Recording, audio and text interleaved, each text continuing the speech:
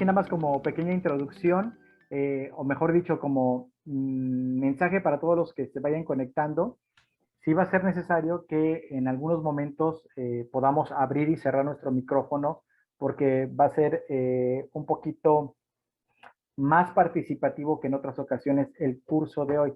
De hecho, si ustedes recordarán, se hizo un consenso con el padre Luis Martín, el poder implementar el día de hoy y la siguiente sesión el curso taller de análisis de la realidad.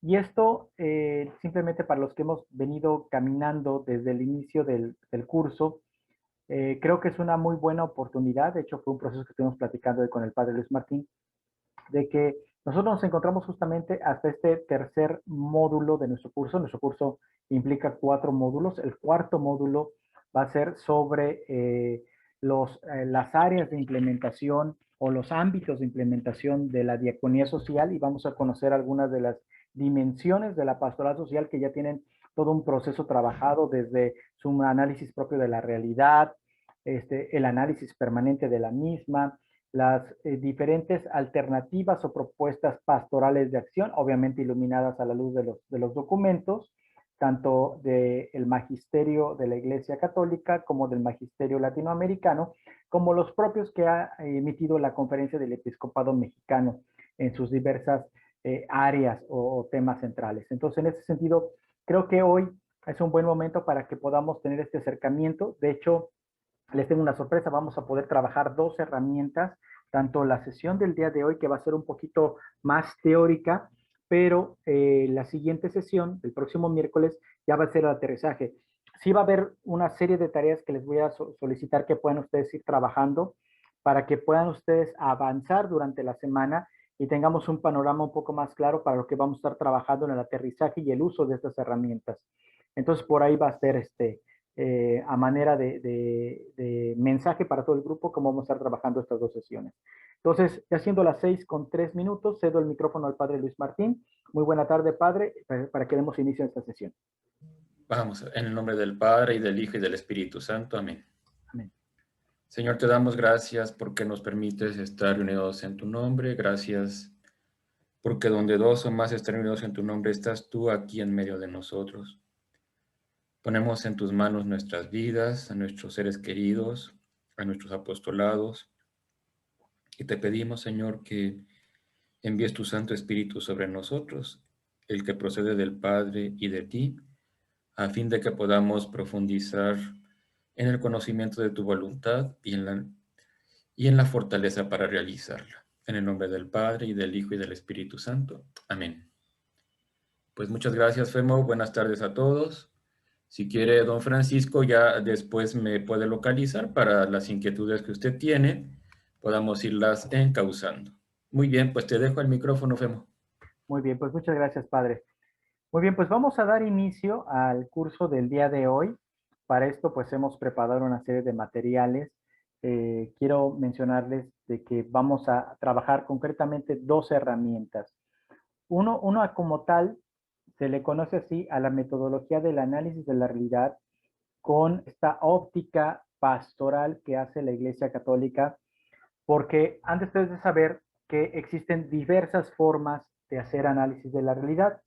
Se puede hacer un análisis de la realidad desde el punto de vista económico, se puede hacer un análisis de la realidad desde el punto de vista social, se puede hacer un análisis de la realidad desde el punto de vista de la cultura, etcétera.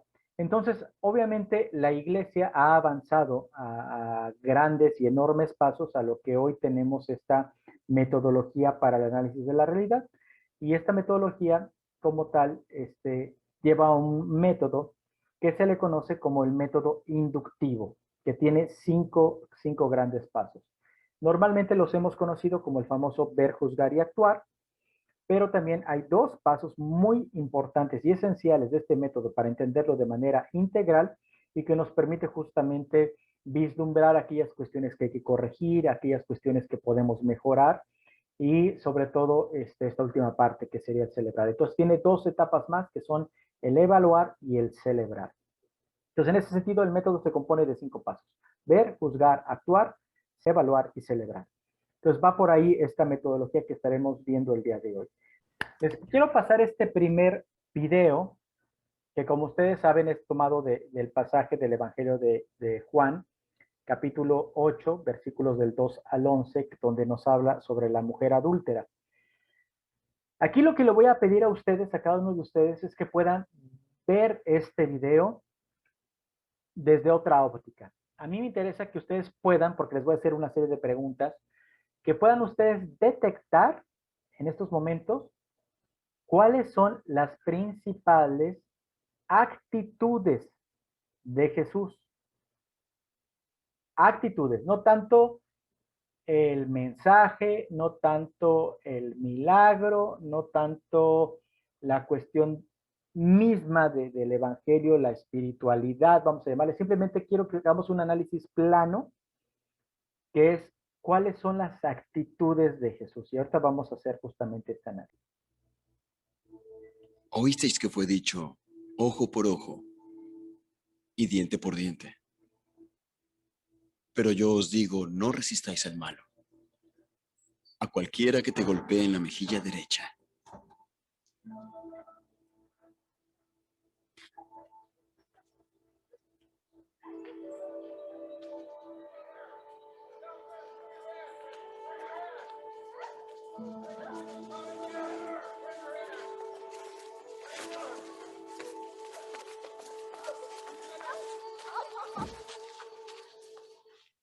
Maestro, esta mujer ha sido sorprendida en adulterio, en el mismo acto. En la ley, Moisés nos mandó apedrear a tales mujeres. ¿Mas qué dice el maestro?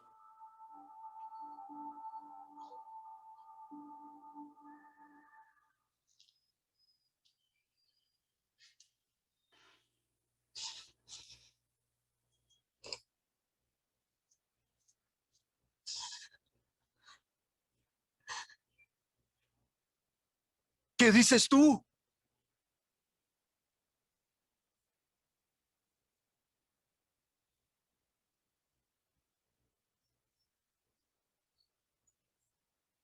aquel que esté sin pecado, sea el primero en arrojar la piedra.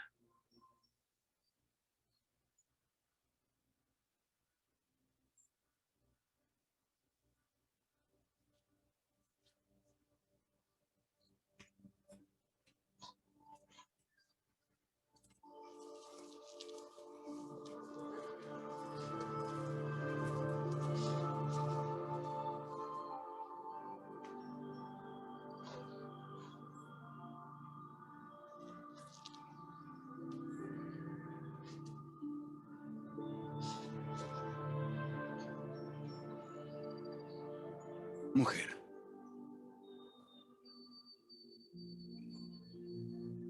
¿dónde están los que te acusaban? ¿Ninguno te ha condenado?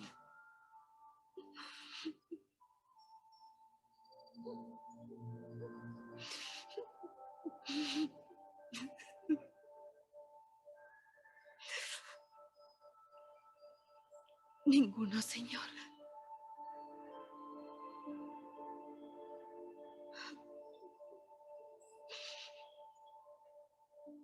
Ni yo te condeno.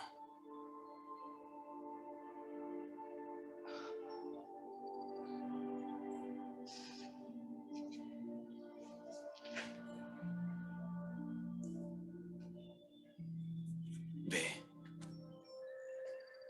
y no peques más. ¿Qué actitudes empezamos a encontrar de acuerdo al video en Jesús? Una muy importante, Femo,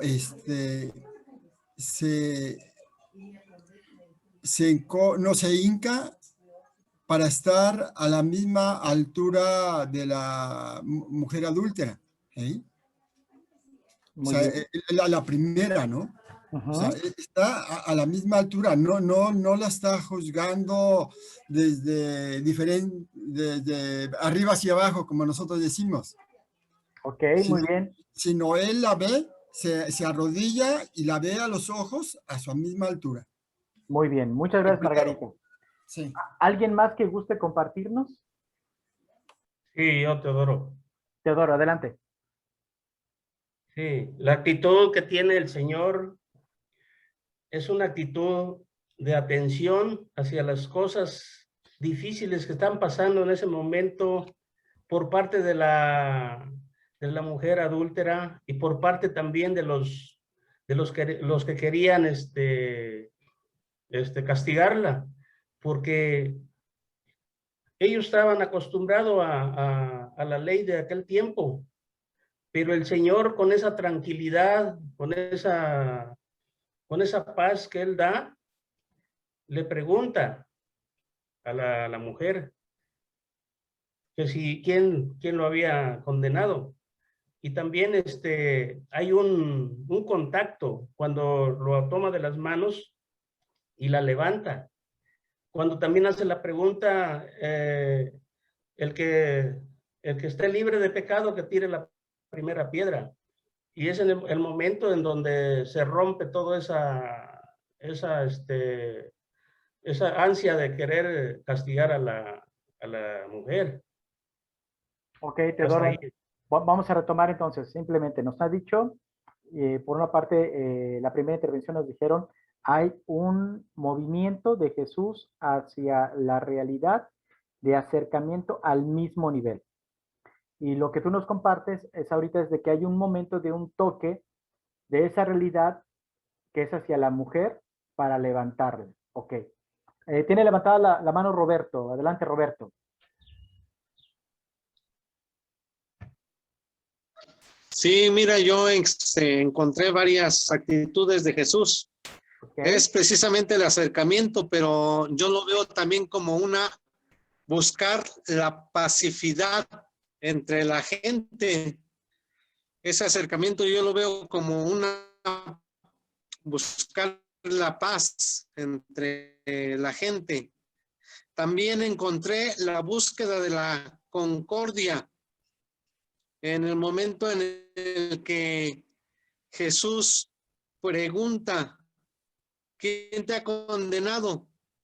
Busca una concordia. Yo veo que ahí está esa actitud de concordia.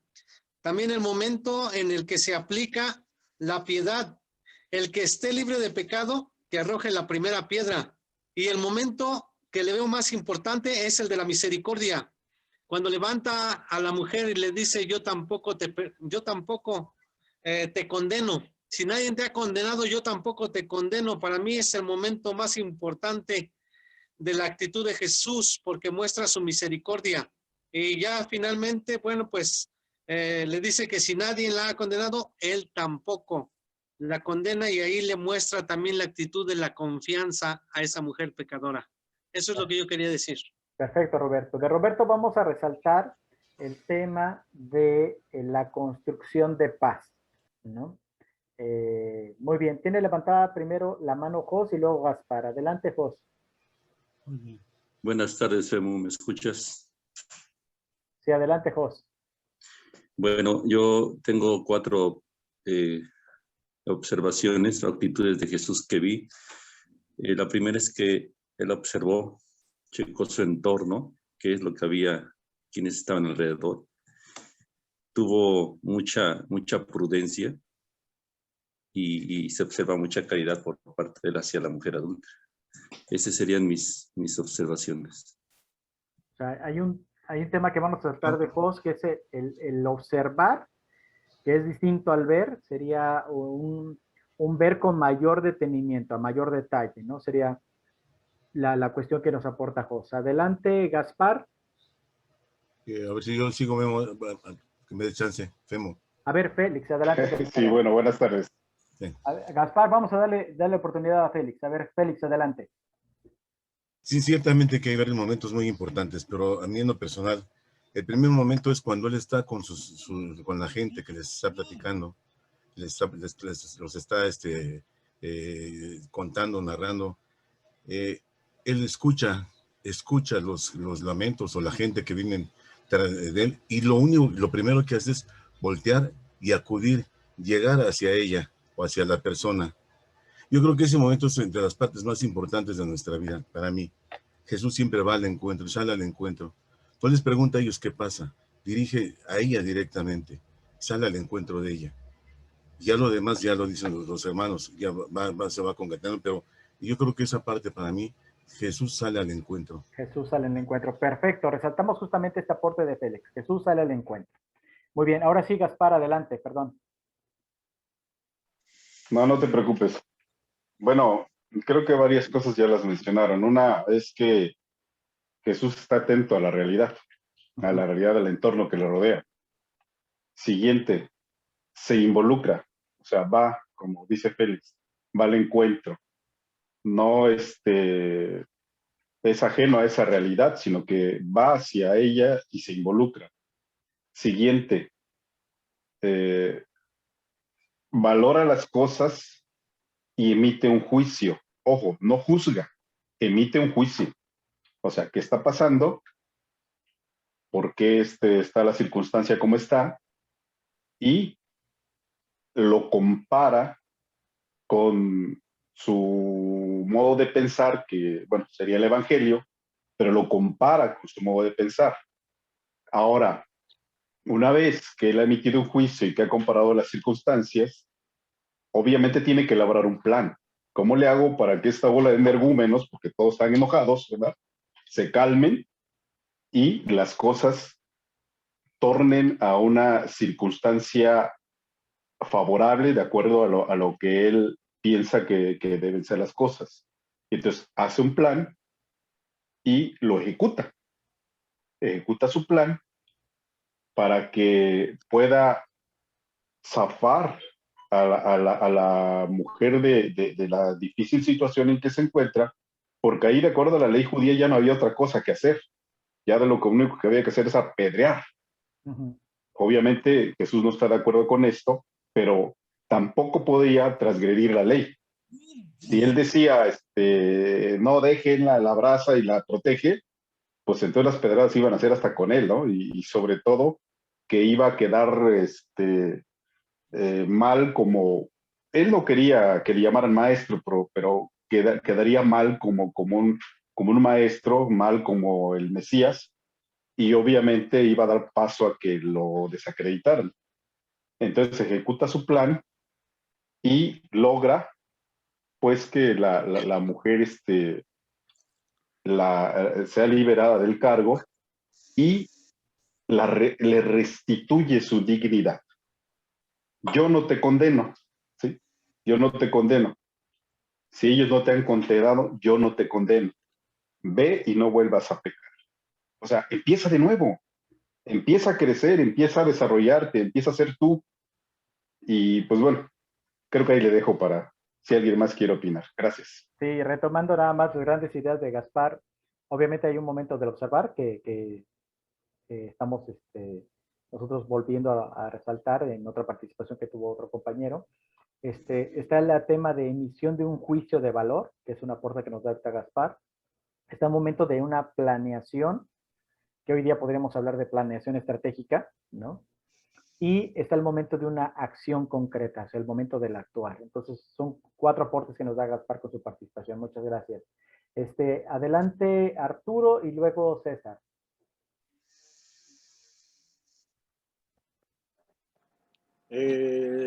También, en todo caso, después de todo lo que hemos visto, creo yo que hay un tema de justicia ahí también, ¿no?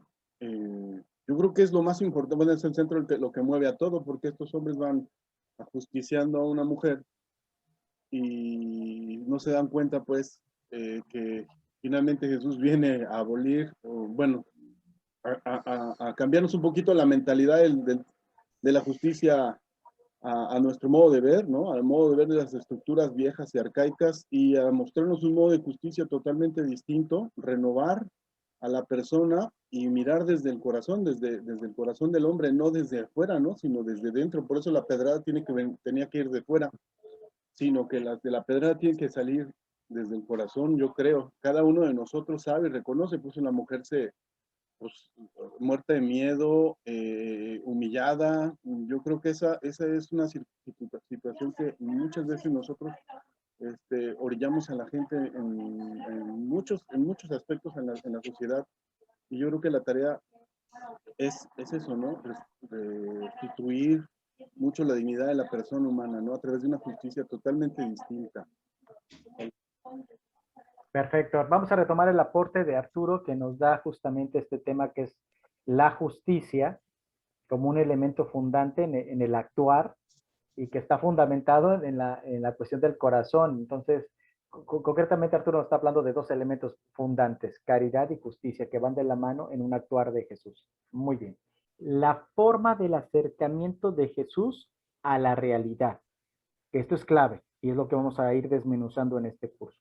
La forma del acercamiento de Jesús y obviamente pues puede ser un conflicto, en este caso, como menciona muy puntualmente César, es un tema de exigencia de justicia, pero vamos a ver a qué tipo de justicia Jesús está respondiendo. Muy bien. Rodolfo me parece que es el siguiente, después Francisco. Muy bien. Yo veo 5 actitudes y antes de decirlas, es que estas actitudes debemos de aplicarlas siempre también a nosotros y a los demás, pues, sobre cada conflicto o cada evento, ¿no? La primera actitud que yo veo es una actitud de reconciliación. Siempre debemos ser nosotros reconciliadores.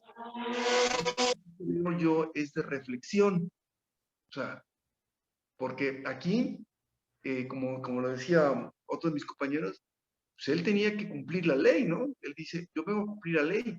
Entonces, él tiene, y recordemos que esto es una trampa que le pone, ¿no? Y en otros los evangelios lo ponen como que él también escribe en el suelo, ¿no? Que en algunas homilías oía que decían, a lo mejor estaba escribiendo los pecados de los otros, ¿no? Entonces, a lo mejor puede ser tu pecado o el mío, ¿no? Y ahí viene la otra reflexión, pues, que es el cuestionamiento a los otros, ¿no? ¿Sí? Porque somos muy buenos para juzgar, pero no para juzgarnos o aplicarnos la ley a nosotros, ¿no? Yo voy a cuestionar a los demás, pero no me cuestiono a mí mismo, ¿no? Pues eso es lo que tenemos que también aplicar, ¿no? Estoy yo, antes de poder yo aventar la primera piedra, a lo mejor el que tendría que ser apedreado sería yo, ¿no? Entonces es el cuestionamiento a los demás, a los otros, pero antes de cuestionar a los demás, también me tengo que cuestionar a mí mismo si yo estoy digno de juzgar a los demás.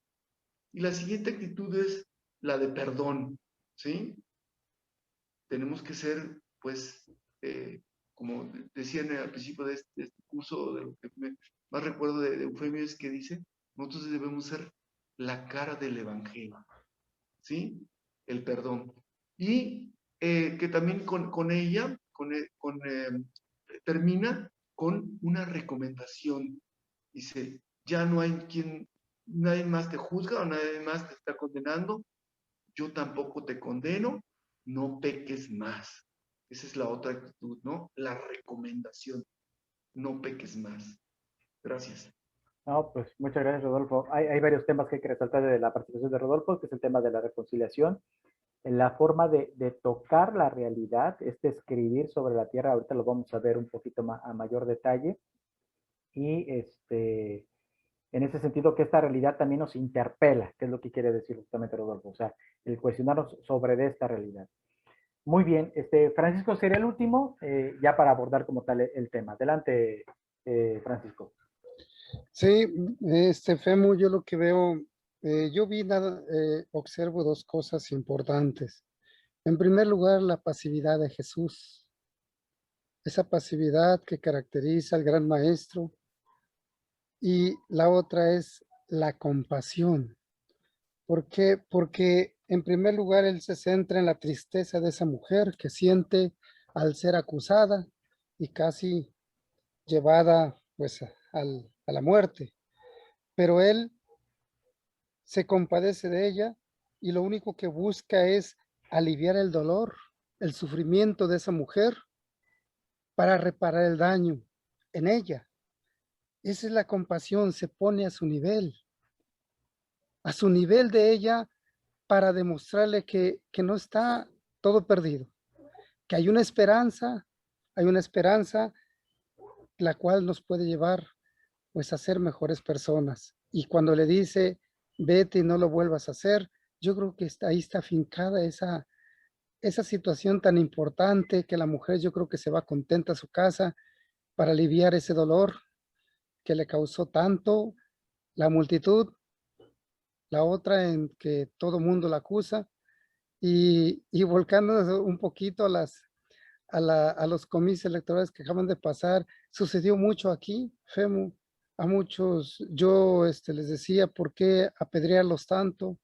¿Por qué llenarse de euforia en contra de una persona que porque ya hizo esto y hizo esto más? Le digo, pues yo creo que lo que estamos haciendo es dividir a la familia, porque le están, así como María, y pasó en el evangelio pasado, del domingo, se sentía, ¿cómo sentiría María cuando le decían que su hijo estaba loco o que estaba poseído? Y no sabemos qué más calumnia le fincarían a Jesús. Es una madre que sufre. Y aquí imagínense, igual, ¿no? Todo eso echarle encima o en cara, pues que ella era reo de muerte prácticamente ya. Y Jesús con esa pasividad le habla con esa voz tan profunda, con esa voz que tiene una caracterización del gran maestro y que la vuelve a sus sentidos, pues yo creo emocional y más que nada la alivia en ese dolor tan grande. Esa es mi participación. Ok, yo nada más quiero aclarar el término. Jesús no fue pasivo, más bien fue paciente. No es lo mismo estar lleno de paz y transmitir paz a estar pasivo ante una situación. En el caso que acabamos de ver, Jesús para nada fue pasivo, ¿no? Y muchos lo han mencionado. Simplemente para aclarar ese concepto. Y el aporte valiosísimo de Francisco es el tema justamente de la compasión, ¿no? Este término latino, el sentir, el padecer junto con, que se ve reflejado justamente en este pasaje de la Escritura. Entonces, para nosotros abordar esta realidad, este texto, les quiero compartir el punto de vista de un biblista. De hecho, el Monseñor Armando Colín nos dio justamente este tema estando en el seminario y nos abordaba justamente desde el enfoque de que nuestra Sagrada Escritura está llena de varios elementos simbólicos y que él como biblista, fue descubriendo en su estudio de licenciatura me parece que fue en Roma, que le llamaba mucho la atención en Tierra Santa, una cosa así, por allá anduvo Monseñor Armando Colín, nos decía que a él se le abrió una nueva forma de acercarse a la palabra al descubrir que no era irse tan tajantemente a lo escrito, sino que había elementos culturales, había elementos simbólicos de la Biblia que hay que entender, empezar a leer, hacer esta entrelectura entre los elementos que aparecen culturales y los elementos que aparecen simbólicos y lo que pudieron haber sido las verdaderas acciones de Jesús. Y en este término, teniendo este marco conceptual, abordaba curiosamente este texto que nosotros hemos analizado desde este pequeño video. Él nos decía, primero es el acercamiento que hace Jesús ante esta realidad, de ahí por qué tomamos el tema y este video para hablar de la metodología de la iglesia en el de la realidad, es partir de que Jesús, la realidad no le es ajena, en primer lugar. Entonces, con eso borramos el tema de que sea pasivo, es activo, la realidad no le es ajena. Ahora, algo muy importante que ustedes han señalado es la actitud de que Jesús, este acercamiento que él hace ante esta realidad, es prácticamente un encontronazo, porque son aquellos que ustedes han mencionado que van en busca de, ustedes me han mencionado justicia, pueden ser Jesús mismo, o buscar al maestro para ver qué dice. Esos elementos ahorita no vamos a ver las razones del por qué se da, sino simplemente hay una realidad concreta y está Jesús, que tiene una forma de acercarse a esa realidad. Y esta forma de acercarse a la realidad tiene dos elementos muy bellos que ustedes ya han resaltado. El primero es la actitud de un nivel que puede ser de maestro o de superior, que tiene este momento de abajamiento. El acercarse a la realidad si lo hacemos desde arriba, podemos hacerlo como especialistas, como investigadores, como sociólogos, economistas, como algo ajeno a la realidad, como si trajéramos nuestra lupa para verlo o nuestro microscopio para ver esa realidad. Y no, la dinámica de Jesús es un acercamiento a la realidad a nivel. Esto algunos de ustedes lo decían. El acercamiento de Jesús es a nivel. Y este nivel tal vez lo vemos en el video, tal vez no lo vemos tan reflejado en la escritura, pero en la escritura hay un elemento bien importante y es justamente cuando se le hace la pregunta a Jesús, Jesús no responde, y lo que hace Jesús es agacharse, ahí viene el término, se agacha Jesús y empieza a escribir en la tierra. Hay un cantante católico que a una broma hace de este texto diciendo que se puso a escribir no los pelo, no los pelo, no los pelo. Y no, la dinámica que este monseñor nos decía es, ¿por qué Jesús se pone a escribir en la tierra? Tal vez ese elemento ni siquiera Jesús lo hizo físicamente. Lo que quiere decir el escritor del Evangelio cuando Jesús se acerca a tocar la realidad, es una realidad que él empieza a escribir.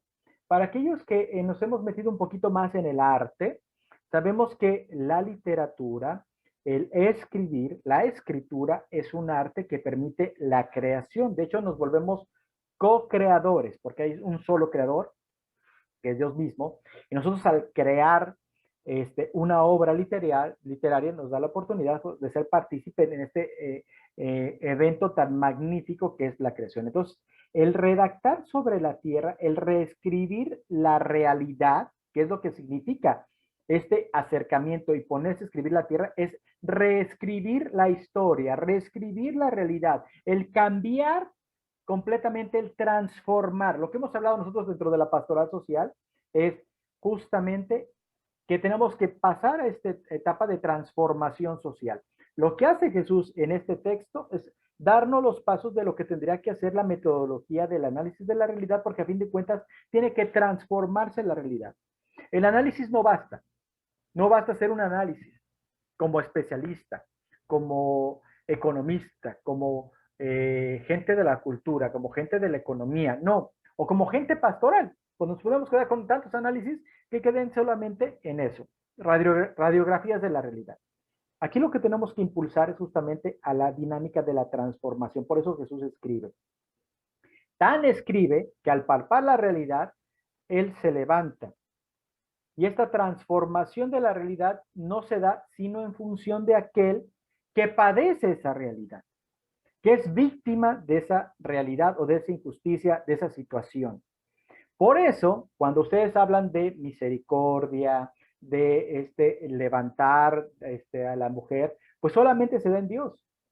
Jesús, Hijo de Dios, que toca nuevamente esta realidad, o sea, ya no fue solamente a bajarse al nivel de la realidad, ¿sí? Ya no fuese a agacharse, sino fue palpar la realidad, reescribirla, transformarla e impulsar el cambio desde la persona humana. Ustedes hablaron de dignidad, por ahí alguien mencionó el tema de la dignidad. Entonces, ¿cómo se da justamente este cambio? Se da desde la misma persona. Algo muy importante, y esto ya podemos entrar a hablar un poquito de teología, un poquito de análisis del texto bíblico, y podemos encontrar otros elementos sociales muy interesantes que casi nadie los toca. Recordar que la ley judía era una ley machista, ¿sí? Y si ustedes se fijan, a quien se condena es a la mujer, no se condena al hombre. Qué curioso, ¿no? O sea, ahí se necesitaron de dos. Para que haya adulterio, se requería de hombre y mujer, ¿cierto o no? O sea, la mujer que estaba casada y comete adulterio con otra persona. Ah, ¿por qué no en la escritura se menciona que llevaban a aquel que aquella cometió el pecado? Llevan solamente a la mujer, porque eran dos, era cuestión de dos. Pues aquí nada más llevan a la mujer. Entonces, entremos en este contexto de la cultura y de la legalidad del tiempo de Jesús. Entonces, recuerden que en el contexto del tiempo de Jesús, la mujer valía menos. La mujer no tenía ni voz, ni voto, ni derechos. Entonces, castigar a la mujer y con la peor pena. Morir con la condena de aventarle piedras, a pedradas, hasta que se muere. Decía este monseñor, imagínense, pues esto hasta le convenía a aquel que cometió adulterio, ¿no? O sea, pues la llevamos a aquella, la ley dice que hay que matarla, entonces pues hasta yo también voy, ¿no? O sea, si yo era el adúltero, pues yo también voy, llevo mi piedra y no, me deshago del asunto y mire, se acabó, porque así lo decía la ley. La ley era, y se entendía desde el enfoque del hombre. Entonces la mujer valía menos. Entonces, cuando hablamos justamente del tema de la dignidad de la persona y por qué hemos dicho durante todo este curso que uno de los elementos fundantes de Jesús en su predicación fue justamente poner en realce, redignificar a la figura de la mujer. Por eso la mujer es la primera donde se da la encarnación. La mujer es la primera que se da la resurrección. O sea, hay todo un ciclo que se conjuga perfectamente de inicio a fin de lo que implica la encarnación y la misión salvífica de Jesús. Y se da a través de aquellos que son los marginados de la sociedad. En este caso, la mujer. Entonces, esto es muy interesante. A lo que quiero llegar es a que hemos ido detectando algunos elementos que son muy importantes y que no debemos dejar de perder la vista en relación a el cómo Jesús genera una metodología que permite el acercamiento a un análisis de la realidad para una transformación de la misma. Esa es la finalidad. No podemos hacer solamente análisis de la realidad si no generamos la transformación. ¿Sí? O sea, porque nos podemos quedar en un tema médico, para que me entiendan, pues el que hace las radiografías no opera, ¿no? ¿Sí me explico? El que hace una radiografía de un hueso roto, él no opera. Él simplemente está capacitado para poder utilizar cierto equipo, cierta tecnología para emitir un elemento, una radiografía, que te diga si está bien o no es esa parte ósea, ¿no? Hasta ahí. ¿Sí? Entonces, en este sentido, lo que queremos dejar claro es que para una persona, un pastoralista, un agente, un diácono, una persona que está inmersa en lo social, no basta el análisis de la realidad. Tiene que llegar a la transformación. Y obviamente la transformación de la mujer queda como una tarea permanente, que es lo que ustedes están viendo. O sea, Jesús le dice, no le dijo, híjole, te salvaste de que yo estuve aquí, ¿no? Si no hay un proceso que ustedes han entendido y han señalado perfectamente, tiene que haber un proceso de conversión para la transformación, un compromiso de conversión. Y esto es algo muy bello que tenemos en nuestro sacramento de la reconciliación. Aquí ustedes pueden preguntárselo a cualquier sacerdote, a cualquiera confesores, que el sacramento no actúa si no hay varios elementos. Entre ellos tiene que estar el arrepentimiento, pero también tiene que estar el propósito de enmienda y tiene que estar el compromiso de no volverlo a hacer. O sea, tiene que conjugarse esos tres elementos para que el sacramento actúe. Si no, nos podemos quedar como aquellas películas mexicanas chafas de los años 70, 80, donde iban y se confesaban solamente. Ah, padrecito, yo maté a fulano. Y pobrecito del padre se hablara porque era secreto de confesión.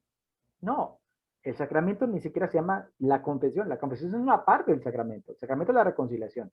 Sí, tú haces un análisis de conciencia, te confiesas, pero llega justamente este proceso donde tú tienes que sentirte la compasión, sentirte adolorido, no solamente avergonzado, que te duela el haber lastimado la relación, el pecado que es social, con aquel otro a quien tú dañaste.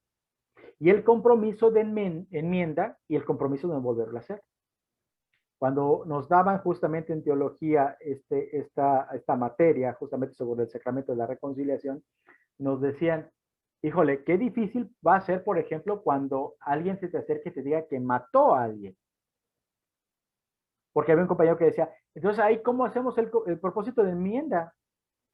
Ahí no podemos decir, híjole, te lo revivo, ¿verdad? Sino, la dinámica es, a ver, ¿cómo se tiene que aplicar el propósito de enmienda y la dinámica del compromiso de no volverlo a hacer? Entonces, había un padre, justamente experto en este tema, que nos decía, hay que hacer un análisis todavía más profundo, más amplio. En ese sentido, si tú matas a una persona, podría ser de que tú podrías plantearte de que esta persona o de esta persona dependía tal vez una familia. Entonces, el propósito de enmienda sería, ¿sabes qué? Ahora tú te tienes que encargar de esta familia. Y había algún compañero que decía, no, padre, pues no invente, o sea, ya duras penas uno puede con uno mismo, todavía que mato a uno, todavía tengo que alimentar a la otra familia. Dices, pues sí, pues por eso mejor no peques. ¿Sí me explico? Entonces, la dinámica aquí del compromiso, vamos a hacer un análisis muy a profundidad, o sea, más allá del tema de la espiritualidad y lo rico que es el sacramento, hablar de que justamente cuando nosotros vamos al sacramento de la reconciliación, a fin de cuentas vamos a confesar de que estamos nosotros profundamente dolidos, que hemos hecho pecados sociales, ¿no? Porque hemos lastimado la relación con alguien concreto, con una persona. No solamente es la parte espiritual. El pecado tú empiezas a analizar. Analízate los 10 mandamientos y todos son sociales. Todos tienen que ver en relación con el otro. Claro, es la ley de Moisés. Por eso encontramos, no desearás a la mujer de tu prójimo. Yo tengo muchas amigas que me dicen, oye, qué padre es estar en la iglesia católica, porque ahí no te dicen, no desearás al hombre de tu prójima. No, pues hay que recordar, hay que poner el contexto, lo mismo que estamos diciendo. O sea, curiosamente, el contexto de la ley judía, la ley hebraica, estaba centrada justamente con este tema machista, donde la mujer no tenía valor. Así que, ¿quién iba a pensar que la mujer fuera A? ¿No? Ahí el problema era que era el hombre fuera A, ¿no? Pero el castigo se le daba a la mujer. Entonces es algo bien curioso, muy interesante. Entonces, para profundizar en este tema, les empiezo justamente ya ahorita a compartir lo que sería nuestro tema del día de hoy. Y en este sentido, vamos a ver lo que es este discernimiento evangélico de la realidad. Por eso les pongo esta imagen bellísima de un Jesús mirando el mundo, mirando la realidad, que no le es ajena. Como subsidio, o mejor dicho, como bibliografía de este tema, les pongo ahí en este recuadro superior derecho, aquí van a encontrar ustedes este documento que es el Directorio para la Pastoral Social en México, del cual ya hemos hablado en este curso, de donde está fundamentada toda la temática que veremos a continuación. Entonces, en primer lugar, ¿cómo nos acercamos a la realidad? ¿Cuál es este tipo de acercamiento que debemos de tener hacia la realidad? Entonces, en primer lugar, hay que hacerlo al estilo de Jesús, ya que Jesús dirige su mirada hacia el dolor de los contemporáneos.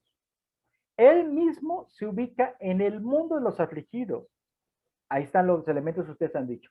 La compasión, el sentir junto con, y desde el mundo de los afligidos, este agachamiento.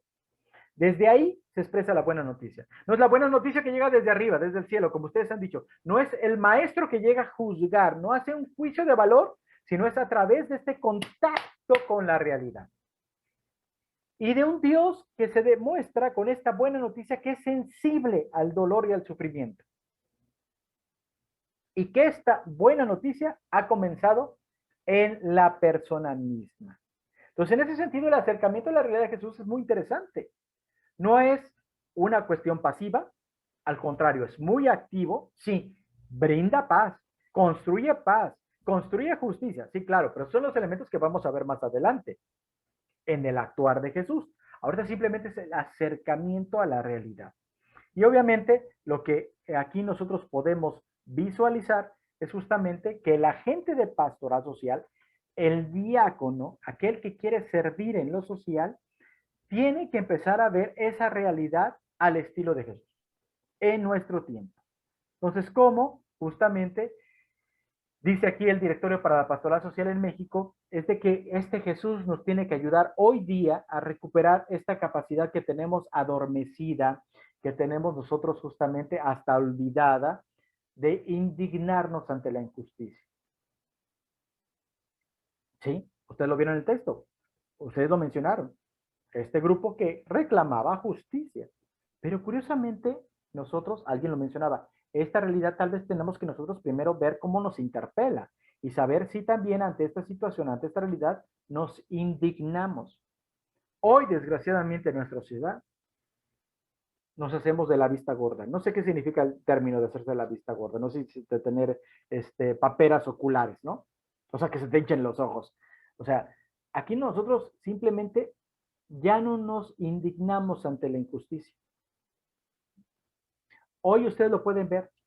Sucede un asalto, sucede un choque, ven que alguien está robando, se están abusando o violando los derechos de otra persona. ¿Y qué hacemos? Así seamos diáconos, seamos agentes de pastoral, seamos catequistas, seamos liturgistas, seamos ministros extraordinarios, seamos lectores, seamos seminaristas. Ante esta realidad, nosotros luego que decimos, ni te metas, ¿no? Yo me acuerdo de una frase de mi abuelita que decía, es que el que quiere meter paz saca más, ¿no? En ese sentido es muy interesante cómo este punto es clave en la forma de acercarse a la realidad de Jesús. Indignarse ante la injusticia. Así pues, todo cristiano con esta sensibilidad de Jesús, buen pastor, pues tendrá que ver esta realidad, acercarse a esta realidad, no desde la perspectiva de aquel que sabe, ¿no? De aquel que es obispo, sacerdote, diácono, sino desde la perspectiva de los que sufren. Ahí empieza a ver este cambio de óptica. Por eso Jesús se abaja. O sea, ve esta realidad desde el que sufre. Estas palabras son claves. El desde, junto y con los que sufren. No es una mirada hacia los que sufren. ¿Sí queda claro? Un verdadero seguidor de Jesucristo tiene este acercamiento a la realidad desde esta perspectiva, desde, junto y con los pobres. Eso nos distingue de los demás. Y como lo vimos en el video anterior de la sesión pasada, como nos decía el Papa Francisco, eso nos distingue hasta de la sociedad civil organizada, de las famosas ONG. Pues en este sentido, el primer criterio, ¿cuál es? El primer criterio, pues, tiene que ser justamente la dignidad de la persona humana. Desde ahí está el enfoque. O sea, ¿por qué Jesús se acerca ante esta realidad de la mujer, que todavía él no sabe si es adúltera o por qué la trae? Porque de fondo está el tema de la persona humana. Entonces, su primer criterio es la dignidad humana. Y aquí hay un documento bellísimo que sería muy bueno que ustedes pudieran estudiar, ojear, leer, tener como una lectura para quitar un poquito el ocio, qué sé yo. Hay un documento hermosísimo que se llama justamente esta carta encíclica que hizo el Papa Juan Pablo II, que se llamó Redentor de los Hombres, Redentor Hominis, y que nos habla justamente de este criterio, la dignidad humana. Les recuerdo que a ustedes ya les fue enviado vía WhatsApp, gracias al padre Luis Martín, una serie de documentos en Word que están tomados del compendio de la doctrina social de la Iglesia en cuanto a los principios que emanan de esta DSI, de esta doctrina social de la Iglesia, y uno de ellos es justamente la dignidad de la persona humana, que es el primero. Entonces, en este sentido, hablar de este criterio de cómo contemplar la realidad, pues parte justamente de la dignidad de la persona humana, reconociendo su valor, que es imagen y semejanza de Dios. Aquí yo me aventaría otra sesión de 2 horas simplemente para explicarles este bello fresco que está pintado en la Capilla Sixtina, en el techo de la Capilla Sixtina, para explicar un poquito toda la teología que está de fondo de este fresco que se llama La creación del hombre. Pero ahorita no me detengo, simplemente sería un buen tema para hablar un poquito de la dignidad humana. Entonces, en ese sentido, hay que entender que desde el reconocer la persona, hay que entender que la persona tiene derechos y tiene deberes, que le son propios a sí mismo. Y entonces, en este sentido, y ya lo hemos hablado, lo decía justamente el Vaticano II, lo reimprimió justamente la conferencia de Medellín. O sea, el hombre y mujer, la persona humana, es el primer y fundamental camino de la Iglesia. ¿Por qué? Porque está en la dinámica de reconocimiento de su valor como persona hecha a imagen de Dios. El segundo criterio, ¿cuál va a ser? De igual forma, lo ha dicho la Iglesia Católica en su magisterio, lo acuñó justamente el magisterio de la Iglesia Católica desde Medellín hasta Aparecida. Y obviamente lo hemos visto nosotros justamente reflexionando desde la Carta Pastoral de los Señores Obispos del año 2000, del Encuentro con Jesucristo, la Solidaridad con Todos, y pasando justamente por el documento de Los pobres no pueden esperar. Y bueno, ya habrá algunos otros que iremos viendo en las próximas sesiones. Pero en este sentido, les quiero retomar ahora otra iluminación que fue justamente del Papa Juan Pablo II, esta carta encíclica que se llamó La Iglesia en América, donde nos menciona justamente este elemento, que al atender nosotros al Evangelio, nos damos cuenta que en la persona de los pobres hay una especial presencia del Señor Jesús. Ya hemos visto que no solamente es pobre espiritual y pobre material, yo creo que esto ya para mí lo tenemos ya avanzadísimo. Es decir, hoy nos hemos encontrado en varios documentos de la Iglesia que nos hablan de los diversos rostros de los pobres y que en los últimos, como Fratelli Tutti, que también tuvimos la oportunidad de abordar en este curso, justamente decía el Papa Francisco, pues está el tema justamente de la incapacidad de relacionarse con los demás, la pobreza relacional y el tema de la soledad, que son nuevos rostros de la pobreza, ¿no? Pues en este sentido no solamente es tener este esquemita antiguo, arcaico, de los pobres materiales y los pobres espirituales. Ya los obispos, la misma Iglesia Católica ha avanzado en su análisis hasta el grado que nos ha presentado los nuevos rostros de los pobres como desafíos a nuestra acción pastoral. Entonces, ¿por qué hablamos justamente de este tema? ¿Por qué Juan Pablo II nos toca justamente en el número 57 de Iglesia en América que hay una especial presencia del Señor Jesús en los pobres? Es justamente por esta dinámica y que la Iglesia tiene que responder de manera organizada, profesional e integral ante estas realidades. Y por eso nos va a hablar de una pastoral social como una acción evangelizadora, no una acción de asistencia social, que esto ya lo hemos visto en otros temas. Sí, la asistencia puede ser el primer paso, pero hemos visto que hay otros pasos más. De hecho, les platicaba y les fui desglosando cada una de las tareas de la pastoral social y que a fin de cuentas terminan por entender que es una labor realmente evangelizadora. No es el DIF eclesial, no es la Cruz Roja de la Iglesia, no es protección civil diocesana, ¿sí? Es la acción social de la Iglesia que evangeliza a aquellos que sufren algún elemento de pobreza, aquellos marginados, explotados, aquellos, como ha mencionado tanto Juan Pablo II, Benedicto XVI y el Papa Francisco, aquellos que son hoy día desechables y son hasta reciclables, ¿no?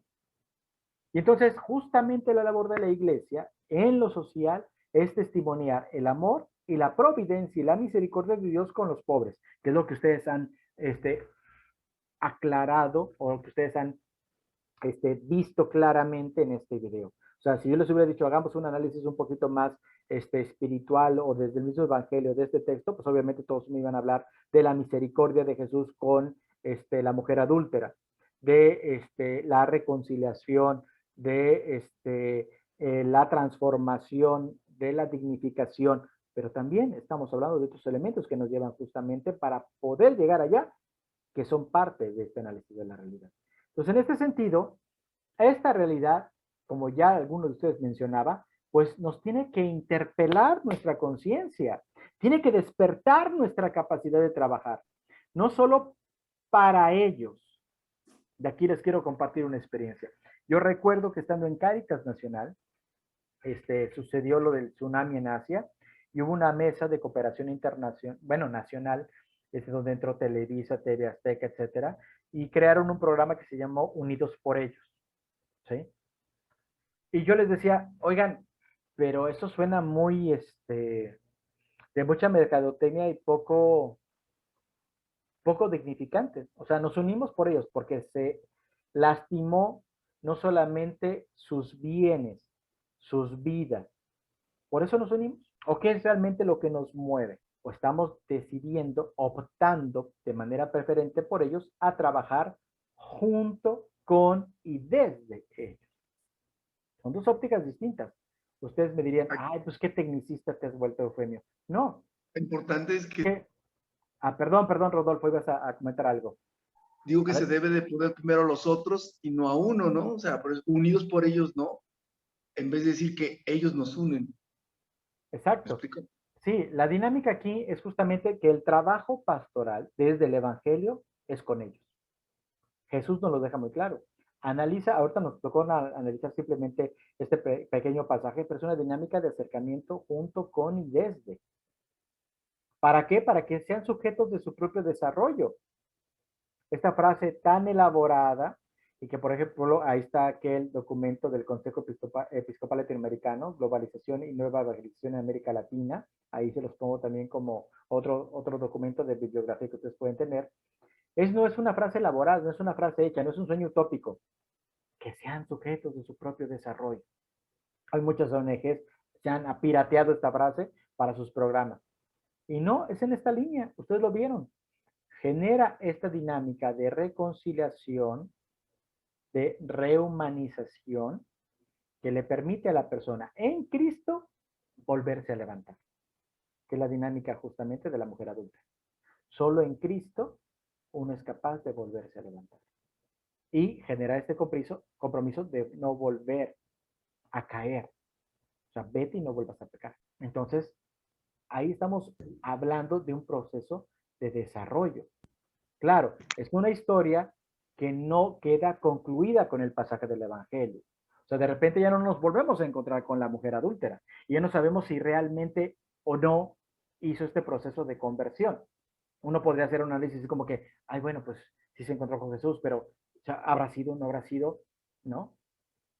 Lo que nosotros suponemos es que todo aquel que se ha encontrado con Jesús y se ha dejado tocar por él y se ha levantado en nueva dignidad con él, es otro Cristo, es otra persona, es un sujeto de su propio desarrollo. Entonces, en ese sentido, es por donde nosotros queremos adentrarnos a esta metodología de análisis de la realidad. ¿Qué tendríamos que hacer? Entonces, pues, a la vieja usanza, por eso les pongo ahí esta lupa, ¿no? O sea, nosotros, ¿cómo acercarnos a la realidad? Con el método de Jesús, el método de la Iglesia Católica, el método inductivo, que es el famoso ver, juzgar, actuar, celebrar y evaluar. Aquí simplemente les quiero hacer un pequeño comparativo para entender que si hay un modelo inductivo, existe el modelo deductivo. ¿Estamos de acuerdo? Entonces, el modelo deductivo es el siguiente. Es aquel que con pocos pasos nos permite llegar a una primer respuesta. El problema del método deductivo es de que, pues ustedes ya lo vieron, no hay una única respuesta, puede haber distintas posibles respuestas y que tal vez no todas son la respuesta correcta, ¿sí? Que todas tienen un proceso lógico, todas llevaron un proceso lógico, pero tal vez no nos llevaron a la misma y única respuesta. Otro ejemplo muy sencillo y muy burdo sería, y esto yo les voy a responder para que vean y no estamos muy alejados para no alargar más el tiempo. Es como quien dice, si azul es a cielo, verde es a, y habrá gente que dirá bosque, campo, planta, árbol. ¿Sí me explico? No habría una respuesta absoluta. La iglesia por eso es madre y maestra. Porque con este método inductivo, con esta serie de pasos, nos trata de acercar lo más verídicamente posible a la realidad. Y entonces vamos a ir nosotros conociendo este método y vamos a ver cómo lo vamos a ir aplicando en nuestras comunidades. Entonces, en este sentido, este método que normalmente nosotros lo conocemos como el famoso ver, juzgar y actuar, ya vemos que ahora son 5 etapas: ver, juzgar, actuar, celebrar y evaluar. Se requieren trabajarlas todas porque es un proceso integral. Si nos quedamos cortos, si no hacemos todas las etapas, el método no fue efectivo, ¿sí? Por eso les decía, y nos tiene que llevar a la transformación. Entonces, analizar esta realidad tiene que ser siempre desde la perspectiva del Evangelio. Ya les decíamos, desde la mirada de Cristo ante esta realidad, para desarrollar acciones concretas. Algo que nos decía por ahí, si no me falla la memoria, Gaspar nos decía, planear para la acción. Acciones concretas conducentes a transformar la realidad misma. a transformar hasta la misma iglesia. Que es algo que alguien por ahí mencionaba, me parece que es Rodolfo, que decía, ¿cómo nosotros nos hacemos interpelar hasta por la misma realidad? Entonces, en este sentido, vamos a ver en estas diapositivas a continuación, en el lado derecho, van ustedes en qué momento estamos. Vamos ahorita en el momento del ver. El momento del ver, en este momento de análisis de la realidad, es un momento descriptivo, es decir, nosotros vamos a describir situaciones, hechos, fenómenos, aquellas situaciones que se están dando. Es una dinámica muy al estilo de Sherlock Holmes, con preguntas muy burdas, muy sencillas, que es, ¿qué? ¿Qué es lo que está pasando? ¿Quiénes? ¿Quiénes están desarrollando esa acción? ¿A quiénes está afectando? ¿Y a quiénes les interesa que se dé ese tipo de acción? Esto no hay que perderlo, porque a veces nos quedamos solamente con aquellos que fueron afectados. Es quiénes están llevando la acción, a quiénes está afectando y a quiénes les interesa que pase ese tipo de acción. ¿Dónde? Eso nos permite justamente el delimitar el cómo se está llevando a cabo esa acción. Es el momento de escribir cómo se está desarrollando esa acción. Nota, ahí en este momento descriptivo solamente bastarían esas 4 preguntas. El preguntarnos, por ejemplo, el por qué está pasando esto, eso nos lleva a otra etapa, que sería el juzgar. Por eso vamos a ir etapa por etapa. La primera, en el ver la realidad, es un momento al estilo Sherlock Holmes, que es qué está pasando, quiénes están participando, quiénes lo están desarrollando, que a quiénes le está afectando, a quiénes les interesa que pase ese fenómeno, ese hecho, esa circunstancia, dónde se está realizando y cómo se está desarrollando. ¿Ok? Entonces, lo que vamos a hacer ahí en esta etapa del ver es describir los hechos o situaciones. Es un esfuerzo que tenemos que nosotros que hacer de observar. Aquí sí quiero aclarar porque ustedes también lo mencionaron. El ver simplemente puede ser una ojeada de la realidad. Ah, lo vi pasar. Pero el observar nos permite ver con detenimiento. ¿Qué es lo que queremos observar? Fenómenos. Queremos ver también y observar con detenimiento mecanismos internos, las estructuras que hacen posible que se esté sustentando o se esté dando ese fenómeno o ese hecho o esa circunstancia. Y algo bien interesante, ¿qué teorías, ideologías, filosofías hay de fondo? No solamente es ver la realidad, es como poder nosotros describir tal vez la primera imagen, decíamos, ay, pues la persona que está ahí es una persona que está llorando, se está sintiendo mal. ¿Qué tal si es una foto en blanco y negro de una persona que está doblando de la risa? ¿O qué tal si es una persona que está apenada? ¿Sí me explico? Entonces, en ese sentido, tenemos que nosotros hacer un esfuerzo por ver fenómenos, mecanismos, estructuras, teorías, ideologías o filosofías. A eso nos quiere llevar el momento del ver.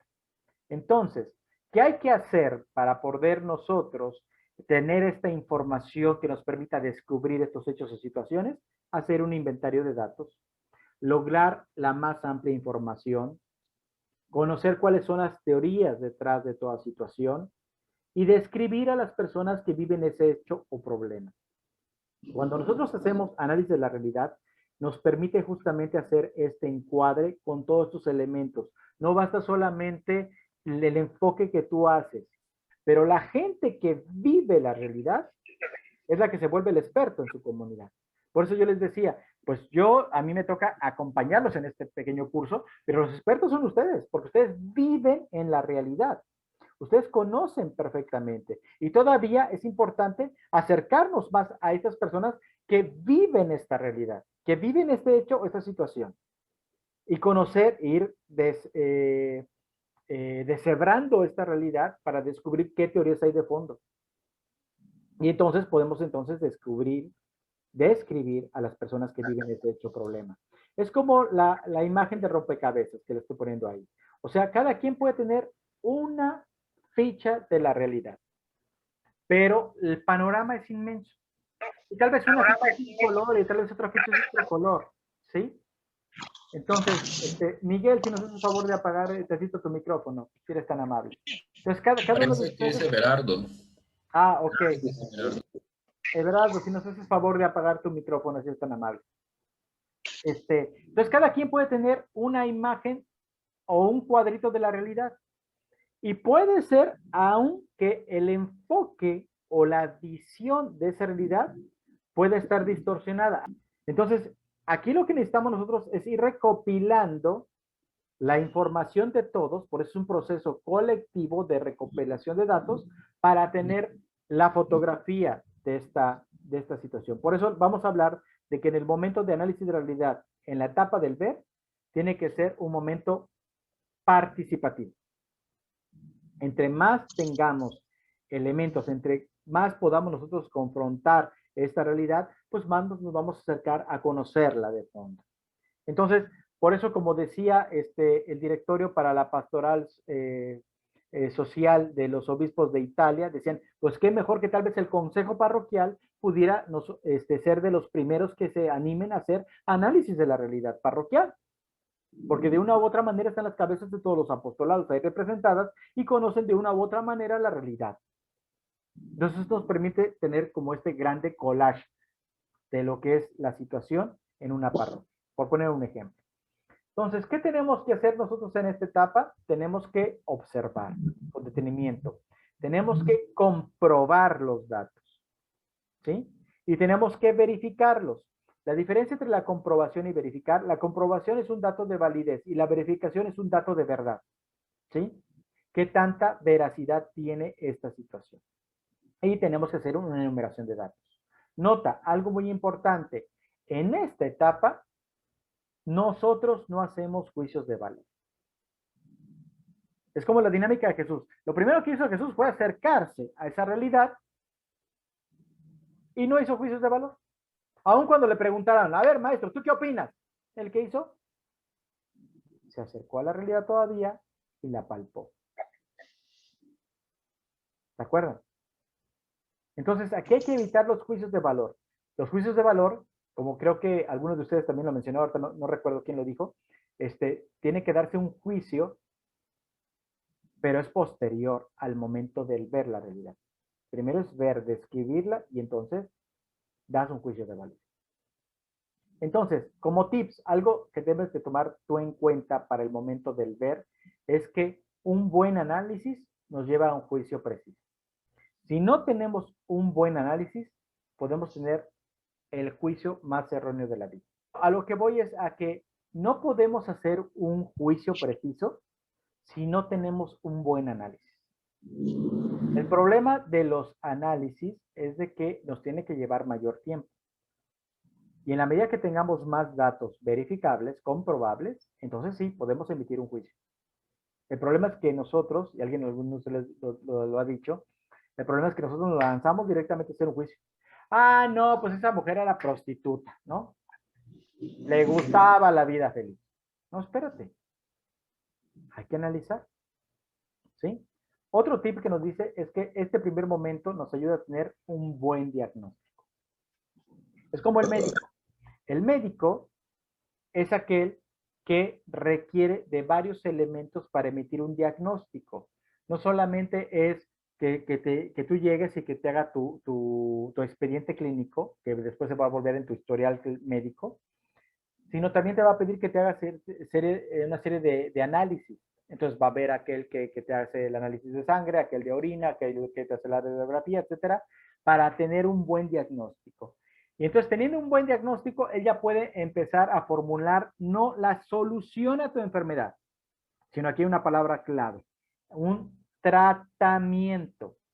¿Por qué menciono el ejemplo del médico? Porque vamos justamente en esta misma línea. Nosotros, pastoralmente hablando, también lo que vamos a hacer es generar un tratamiento de esta realidad. ¿Alguien está hablando? Adelante. Sí, yo, el padre Luis Martín. Padre Luis Martín, adelante. A ver, Everardo, no sé si me escuche, pero nosotros sí lo estamos escuchando. Tenga la bondad de apagar su micrófono. Gracias. Listo. Muchas gracias, padre. Entonces, continuamos. Entonces, en ese sentido, es bien importante el que recopilemos la mayor cantidad de información posible de distintas fuentes para tener este diagnóstico. Ahora, algo muy importante. la calidad y la cantidad de información, esto va a ser clave para nuestro diagnóstico. No solamente es la cantidad, sino la calidad de la información. Y por último, si nosotros empezamos a trabajar este método en esta etapa del ver, entonces nosotros vamos a empezar a trabajar y a conocer en el saber ver los fenómenos y acontecimientos. Yo les voy a pasar alguna serie de materiales el día de hoy para que ustedes puedan trabajar para la próxima semana. Quinto tip que nos da en esta etapa el momento del ver es de que cuanto más completo sea el acopio de datos, mayores posibilidades tendremos de emitir, 1, un diagnóstico certero y 2, aplicar soluciones completas. ¿Por qué a veces nosotros en nuestros planes pastorales o en nuestras actividades que hemos desarrollado como planes o estrategias nos hemos quedado cortos? Porque tal vez nuestro diagnóstico no fue certero. O porque tal vez nuestras soluciones no fueron completas, no contemplaron toda la realidad o la totalidad de realidad a la cual nosotros queríamos enfrentar o dar una posible respuesta, un tratamiento. A una información equivocada corresponde siempre un diagnóstico errado y por lo tanto una falsa solución. Es donde nosotros luego decimos, híjole, tanto que hicimos nosotros nuestro trabajo y quisimos hacer aquellas acciones y no llegamos a nuestras metas, a nuestros objetivos. Pues puede ser por eso, porque tal vez tuvimos una información equivocada, sacamos un diagnóstico erróneo y pues la solución está completamente desfasada de la realidad. ¿Sí queda claro? Entonces, esto en cuanto al momento del ver, ¿ok? Ahora vamos a dar el siguiente paso, al momento del juzgar. Que aquí en la parte de arriba ustedes van a ver que es interpretar o diagnosticar. En el momento del ver, la parte de arriba decía descripción, ¿sí? O sea, en la primera etapa es describir. En el juzgar es interpretar esa realidad, esos hechos, esos fenómenos, esas circunstancias y poder diagnosticar. Entonces, algo muy importante, y esto es clave, por favor, ahí les pido que esto lo pongan de manera resaltada en sus apuntes de la sesión del día de hoy. Nosotros como iglesia siempre tenemos que empezar nuestro diagnóstico para conocer y llegar a profundidad a lo que se le conocen como las causas que generan esa realidad. La iglesia, si no hace un diagnóstico correcto y solamente se queda en los efectos que derivan de esa problemática, fenómeno, hecho, circunstancia, situación, nos estamos quedando mal. Porque la visión, la mira que tenemos que tener como iglesia, el estilo de Jesús, es a las causas que están originando esta situación. Y aquí les pongo un ejemplo muy rápido. Hay 3 tipos de causas. Las causas históricas, las causas estructurales y las causas coyunturales. ¿Cómo lo explico esto? Está el ejemplo más claro que es para mí la Riviera Maya. ¿Sí? ¿Cuáles serían las causas históricas de la Riviera Maya? Pues bueno, pues aquella parte fue un área que fue poblada por habitantes de la cultura maya. Es un lugar que tenía estos hermosísimos parajes naturales, pero estructuralmente hablando, se fue dando con el paso del tiempo y de los años que aquello se volviera como que el ojo para ir generando hoteles, infraestructura. A alguien se ocurrió, algunos grandes empresarios dijeron, pues aquí va a ser la mina de oro, entonces vamos a poner hoteles, vamos a ponerles parques recreativos, actividades naturales, ecoturismo, etcétera, ¿no? Entonces aquello se volvió todavía un paraíso todavía para muchos para visitar y para otros el negocio del mundo, ¿sí? Y coyunturalmente, pues dijeron, pues esto es la economía, entonces vamos a meterles antros, vamos a meterles discotecas, vamos a meterles cuanta cosa vida y por haber. ¿Cuál es la realidad de la Riviera Maya el día de hoy y desde hace más de 10 años? La Riviera Maya a nivel nacional es el número 1 de casos en VIH y SIDA. Ustedes se van a quedar así como que, a ver, Efemio, ¿cómo estuvo eso desde los mayas hasta lo del VIH y SIDA? ¿Sí? El fenómeno que se generó de ese lugar paradisiaco y que se ha vuelto un lugar de muchísima venta de narcomenudeo, de drogas, de cuánta cosa, de lo que se hace en Cancún se quedó, ¿no? Porque esa es una frase que se ha hecho mundialmente famosa tanto en Estados Unidos como en Europa para el turismo extranjero. O sea, hoy lo que tenemos en Cancún es que es el número 1 de casos de VIH y SIDA. Ustedes dirán, ah, caramba, ¿qué pasó? Pues hay que analizar todo esto, cómo fue dándose históricamente, cómo se fueron dando estructuralmente estas causas y las coyunturas que permitieron que hoy tengamos una situación así. ¿Sí? Entonces, a lo que queremos llegar es que lo importante de esta fase, y de hecho por eso hemos visto Caritas in Veritate, es ver con claridad cuáles son los intereses e ideologías que están haciendo posible este fenómeno o que lo están sustentando.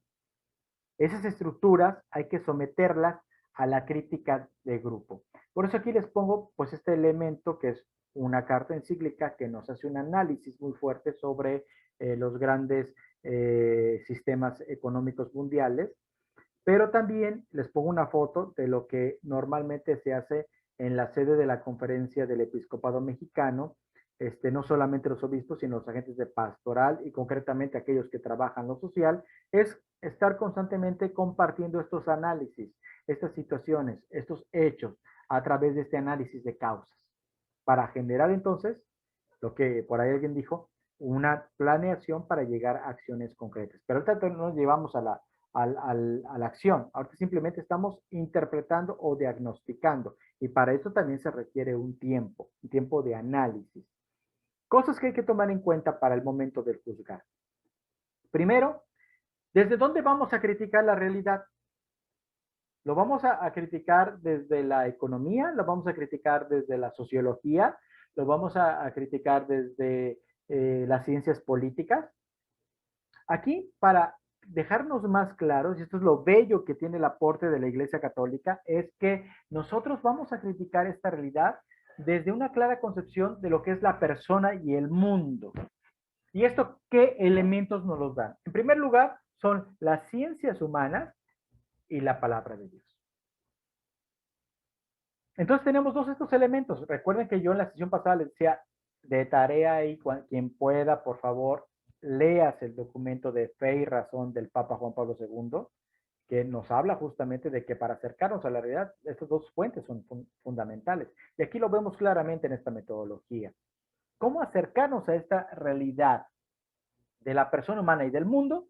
Pues a través justamente de las ciencias humanas y de la palabra de Dios. ¿Sí? Si nos quedamos solamente con la palabra de Dios, estamos teniendo una visión parcial.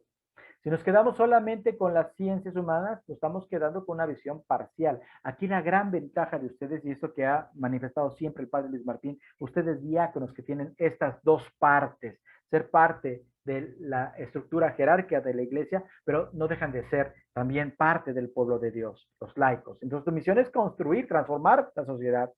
Entonces, ¿desde dónde? Pues tienen ustedes los dos elementos, las ciencias humanas y la palabra de Dios. Y entonces sí, daremos el paso hacia la tercera etapa, hacia el actuar. Y en el actuar tenemos clave estos verbos. Hemos dicho, resumiendo, en el momento del ver era justamente el momento de ir describiendo la realidad. En el momento de juzgar, es el momento de hacer justamente esta reflexión sobre la realidad y este análisis de causas. Y en el momento del actuar es justamente lo que alguien decía. Vamos a empezar a proyectar. Vamos a empezar a programar nuestra acción. Y de hecho vamos a ver más adelante que tiene dos momentos del actuar. Un momento teórico y un momento práctico. Ahorita no me detengo en esto, simplemente me adelanté para mencionar que hay dos elementos que en el actuar también se dan. Entonces, en primer lugar, el resumen sería hasta este momento es, en el ver, nosotros hemos analizado ese hecho, ese acontecimiento para darle una interpretación. ¿Sí? Histórica, estructural o coyuntural, que es lo que nos une justamente al momento del juzgar, desde este universo de valor. Para entonces actuar, es decir, pasamos a una toma de posición. O sea, vamos a hacer esto. Por aquí es lo donde se tiene que trabajar. ¿Por qué? Porque hemos hecho un muy buen análisis y ya lo hemos analizado desde nuestro universo de valores, con esas dos fuentes, las ciencias humanas y la palabra de Dios. Entonces, para el actuar, siempre es muy importante retomar los dos elementos a las dos etapas anteriores. En el ver, entonces, sería, volviendo con este pequeño síntesis de lo que hemos visto desde este punto, el ver es un momento descriptivo, es ver desde la mirada de Cristo, tener mayor información, claros conceptos, comprobar esos hechos y verificarlos, ¿vale? Y en el momento del juzgar, pues obviamente habrá que analizar esas causas históricas, esas causas estructurales y esas causas coyunturales. Es decir, las causas históricas, esas causalidades remotas. Las causas estructurales, desde estas estructuras que van generando o impulsando o propiciando que se den este tipo de fenómenos. Desde lo cultural, lo legal, lo político, lo económico, lo religioso. ¿Sí? Y lo coyuntural, aquellas circunstancias que pueden ser a nivel mundial, a nivel internacional, a nivel nacional, y que van incidiendo en lo local y hasta en lo personal. ¿Sí? Este es el tipo de análisis de las causas. Entonces, en el actuar, como ya les decía, vamos a tener dos momentos. El primer momento es un momento teórico. ¿Sí? Antes de actuar hay que hacer un plan. Alguien por ahí de ustedes lo mencionaba. Hay que reformular nuestra teoría. Si hemos hecho un buen diagnóstico, nos va a permitir hacer fácilmente un buen plan. Elaborar criterios de valor y pasar justamente a este tercer momento de esta parte teórica, que es ver la relación e iluminarlo, lo científico con lo ético, ¿sí? Para este momento teórico. Y ya en el momento práctico, es decir, ya en el actuar, en la acción concreta que estamos desarrollando, nosotros que tenemos que estar haciendo es lo que muchos expertos hoy en planeación estratégica te dicen que es el monitoreo y el seguimiento, que son elementos muy técnicos, pero nos referimos justamente a un momento práctico. ¿Qué significa? Lo que se debe de mantener y lo que se debe de perfeccionar, lo que hay que eliminar o lo que hay que corregir en parte. ¿Y qué nuevos desafíos habría que enfrentar? ¿Sí? Que eso nos falla mucho en nuestros planes. En nuestros planes decimos, vamos de aquí a acá, vamos de 1 a 10. Pero nunca nos hemos puesto a pensar que tal vez durante el 3 la situación ya cambió y habría que corregir. Y tal vez esto generó un nuevo desafío. ¿Sí? Entonces habría que tener siempre este monitoreo y este seguimiento de nuestras acciones. En el momento del actuar. Y nos va quedando claro, yo podría resumir la sesión del día de hoy con estos tres pequeños globos que pues, son parte de un esquema que nos da la síntesis del tema. ¿De dónde partimos? Desde la realidad vivida, desde este momento, ¿sí? Desde este momento de la realidad que nosotros queremos ver teniendo información y conocimiento de la misma, y pasar a una realidad analizada, donde estamos juzgando, donde tenemos que hasta formarnos en criterios y actitudes para poder juzgar esta realidad. Por eso les decía, no basta, con estas tres esferas queda un poquito más claro, no basta solamente el análisis de la realidad, sino tenemos que llegar a este otro círculo, a este otro globo, que es el actuar. Es decir, la realidad transformada. Aquí sería muy interesante que ustedes pudieran plantearse, a ver, de mi plan pastoral que hice a nivel parroquial, ¿qué realmente se transformó? ¿O solamente fue el puro proceso de implementación de acciones, sin ningún objetivo? O tal vez nada más fueron el objetivo de que se aplicara. O tener más números de catequistas, más números de catequizandos, más números de... No, pero que estamos transformando realmente en nuestras comunidades. Entonces, a lo que nos referimos es que tiene que haber nuevas habilidades, nuevas prácticas y compromisos más reales. Esto como que de fondo nos suena a Santo Domingo, ¿no? Nuevos métodos, ¿no? Va por ahí. Entonces, si ustedes se fijan, ya todo aquello que fue teoría y que fue pastoral y que fueron encíclicas, hoy lo estamos viendo con el método inductivo, ver, juzgar, actuar, evaluar y celebrar, con acciones muy concretas, que es lo que vamos a nosotros estar trabajando en nuestras comunidades. Entonces, así y solo si aplicamos esto, estaremos discerniendo la historia como un lugar donde Dios se hace presente y hace presente su salvación. Entonces, ideas principales. A ver, para ver si entendimos hasta este momento. Si yo les dijera información y visión, ¿a qué etapa nos referimos del método inductivo? Pregunta.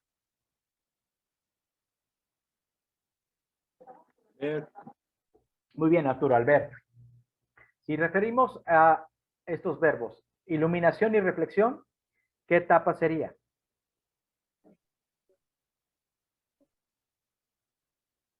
Juzgar. Juzgar. Muy bien. Perfecto. Y si decimos organización y acción. Actuar. Perfecto. Este esquema es la clave y es el resumen de todo el tema. O sea, informarnos para tener una visión. Iluminar y reflexionar, ya vimos que dos fuentes para poder iluminar y reflexionar son la palabra de Dios y las ciencias humanas. Y entonces sí, organizarnos para la acción. Por eso Jesús, su proceso que él hace de análisis de la realidad, no se va directamente a la acción. Sí, es una actitud más activa, no es pasiva, pero lo hace con esta ciencia de la paz, ¿no? La paciencia. Teniendo más información, visión, palpar la realidad, iluminarla desde la palabra de Dios, desde las ciencias humanas, ¿qué dice la ley? ¿Qué dicen ustedes? ¿Sí? Y organizarse para la acción.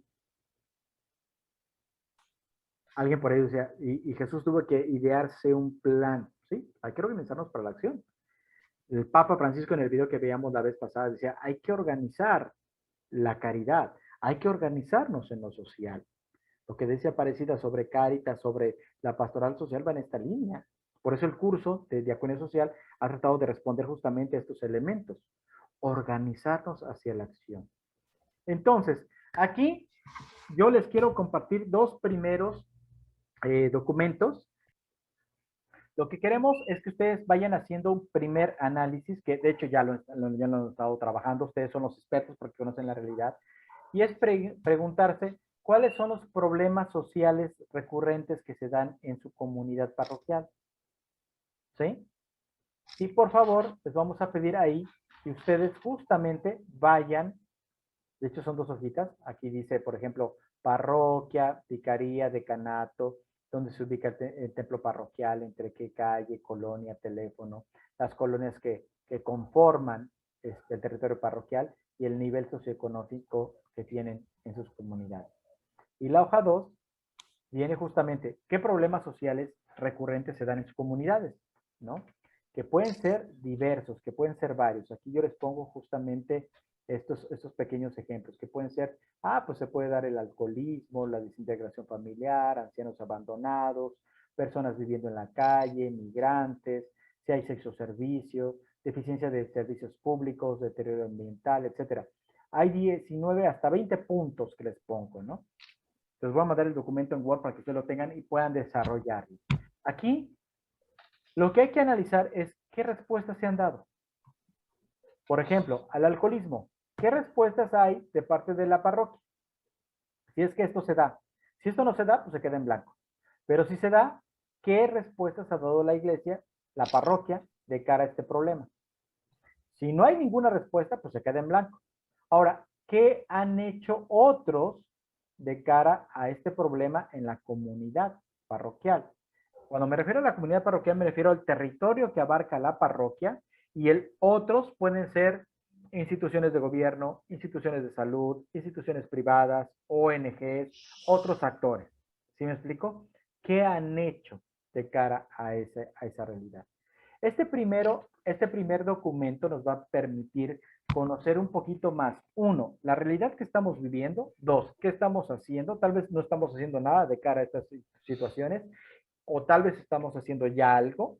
Y vamos a poder detectar que tal vez otros ya están trabajando también y no estamos trabajando en vinculación con ellos, y que estamos como pareciera una carrera de a ver quién hace más, ¿no? O quién hace qué. Y tercero, pues esto ya nos permitiría dar un pequeño acercamiento a este análisis de la realidad. Este sería un primer documento que yo les pido que ustedes trabajen de aquí en adelante. ¿Sale? Son pasos para elaborar un diagnóstico pastoral. O sea, ya conocimos estas realidades, qué está haciendo como iglesia o como parroquia y qué están haciendo otros. Ahora, de esos problemas, esto lo pueden hacer ustedes ahorita de manera individual, pero será muy padre, y de hecho cuando damos el taller les decimos, ojalá lo pudieran hacer por pastorales, ¿no? O sea, puede ser por grupos pastorales, puede ser por que los jóvenes trabajen, que trabajen los de familias, los que trabajen de catequesis, los que trabajen de la liturgia, los que trabajen de pastoral social, los que trabajen, etcétera. De las parroquias, los grupos que ustedes tengan, que hagan ese tipo de análisis. Y que esto, por parroquias, desde estos apostolados, ministerios o pastorales, traten justamente de hacer un análisis de la realidad social que se vive, respondiendo lo siguiente. Primero, describan los problemas que se dan, ¿sale? Si son sociales, políticos, económicos, culturales, de inseguridad, de violencia, etcétera, que se presentan con mayor frecuencia e inciden en su parroquia o hasta el decanato. Y algo muy importante, aquí ustedes lo que van a tener que trabajar es traten de identificar los problemas causa, aquí me adelanto muy técnicamente, pero traten ustedes de analizar las causas de esos problemas, ¿sí? O sea, por ejemplo, de aquella lista que les decíamos, el alcoholismo. ¿Qué está generando el alcoholismo? ¿Qué otro problema genera el alcoholismo? Y yo les ponía en estos talleres un ejemplo que les decía, a ver, ¿la pobreza genera alcoholismo o el alcoholismo genera pobreza? Y había gente que decía, no, pues el alcoholismo genera pobreza. Una familia que empieza a ver alcoholismo empieza a volverse más pobre. Y había otros que me decían, no, los que ya viven la pobreza, pues se desahogan con el alcohol, con los amigos y pues generan un problema mayor. Aquí, el análisis que se va a hacer no es un análisis teórico de qué es lo que piensa Eugenio, de lo que es lo que piensa Arturo, Miguel, Jos, o sea, no. Es qué es lo que en la realidad se está dando. Aquí lo que manda es la realidad. ¿Qué es lo que pasa en una comunidad? Porque tal vez en una comunidad puede ser que el alcoholismo genera pobreza, pero tal vez en otra es al revés. La pobreza está viéndose todavía más mostrada por el tema del alcoholismo. Entonces, lo que genera la pobreza es la causa del otro. Entonces, habría que analizar justamente identificando estas causas. Ahorita con el segundo tema que les voy a dar muy rápido, les voy a dar prácticamente 10 minutos, se van a quedar con sus materiales también. Les va a servir justamente para hacer un poquito más de este análisis. Y segundo, que ustedes se fijan, aquí dice el ver. Estamos aplicando la metodología ver, juzgar y actuar. En el juzgar, ustedes, de estos problemas que han detectado y de sus causas, ustedes van a establecer cuáles serían las prioridades para hacer frente desde la Iglesia Católica, como párroquia. ¿Cuáles serían las prioridades? Sí, tal vez son muchísimos problemas, pero tal vez un problema genera otro. Ahora les voy a explicar con el tema siguiente. Y desde ahí, ¿cuáles serían los que empezaríamos prioritariamente? ¿Qué es lo que urge que trabajemos ahora? Tal vez ahorita de todos esos 5 grandes problemas causa, tal vez hoy empecemos a trabajar con el primero. ¿Sale? Porque ese es prioritario, porque ese es urgente. No porque los demás carezcan de menor valor, sino porque tal vez es importante que empecemos a trabajarlo hoy. Y entonces, ya lo que alguien definía por ahí, vamos a actuar, entramos a esta etapa, vamos a hacer las acciones más urgentes. ¿Ok? Para que esto quede un poquito más claro, yo les quiero compartir a continuación esta metodología que es muy rápida. Me voy a ir muy rápida en este tema porque esto es un tema muy amplio. De hecho, les quiero decir que el curso de marco lógico en primera es muy vasto. Aquí se los voy a dar muy sencillo, es la parte más sintética, pero es un tema que se utiliza mucho para planeación estratégica. De hecho, en muchas carreras a nivel de licenciatura y maestría, ya la materia de marco lógico es una materia curricular. Y aquí lo vamos a ver de una manera súper sencilla a nivel pastoral. Un curso de marco lógico cuesta muchísimo dinero. Yo tuve que tomarlo, yo tuve la oportunidad de que Cáritas Alemania me diera el curso de marco lógico y con base a esto, yo estoy trabajando desde más de 20 años marco lógico, ¿no? Entonces ya ahorita recientemente pues ya está como que el tema de moda, pero esto ya en planeación estratégica pues se ha trabajado mucho y desde Iglesia Católica más.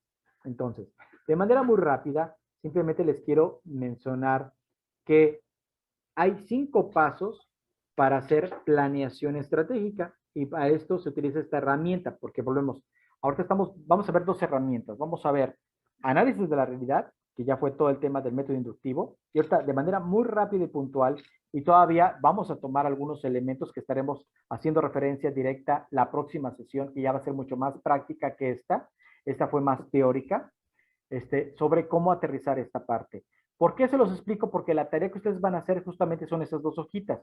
Uno, el análisis de las problemáticas en su parroquia y la segunda, análisis de causas, análisis de acciones prioritarias para aterrizarlas justamente en un plan pastoral.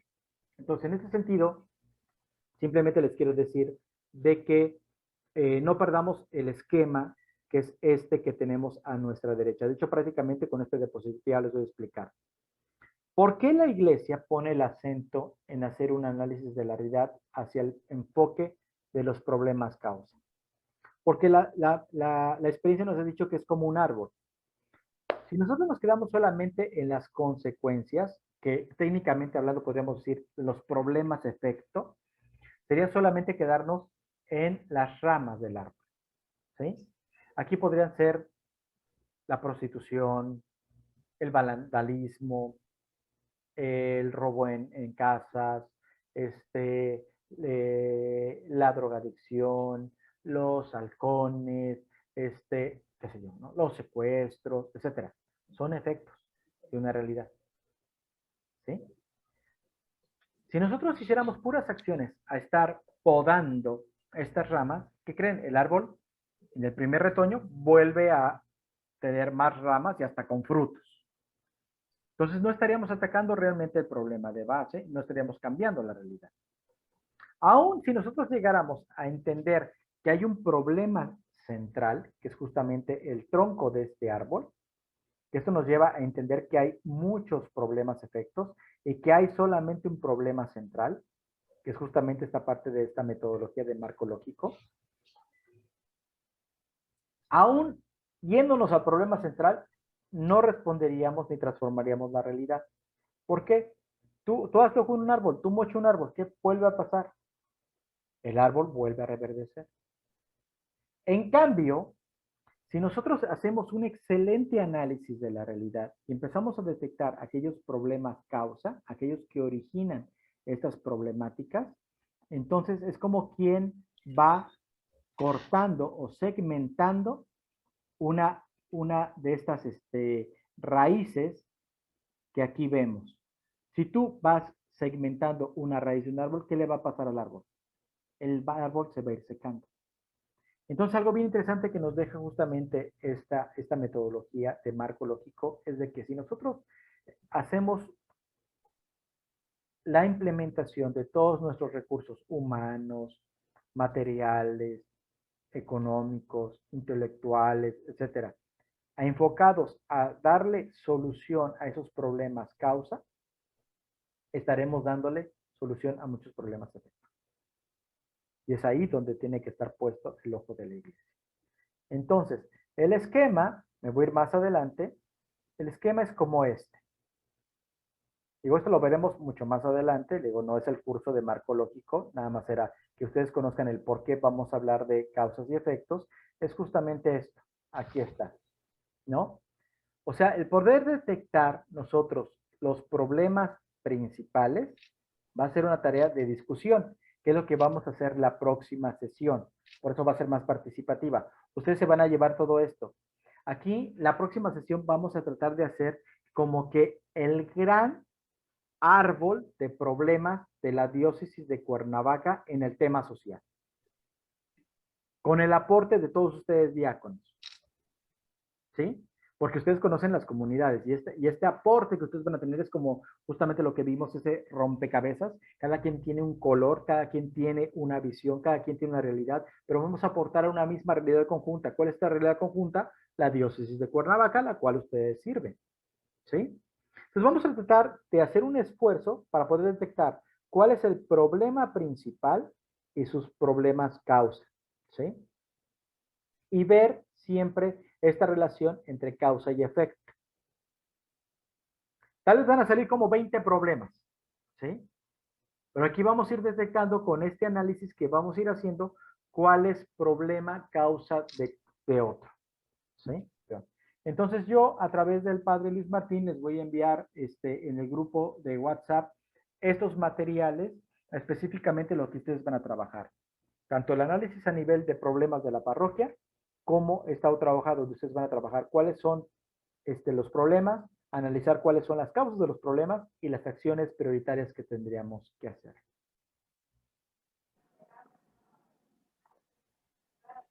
Yo, Memo.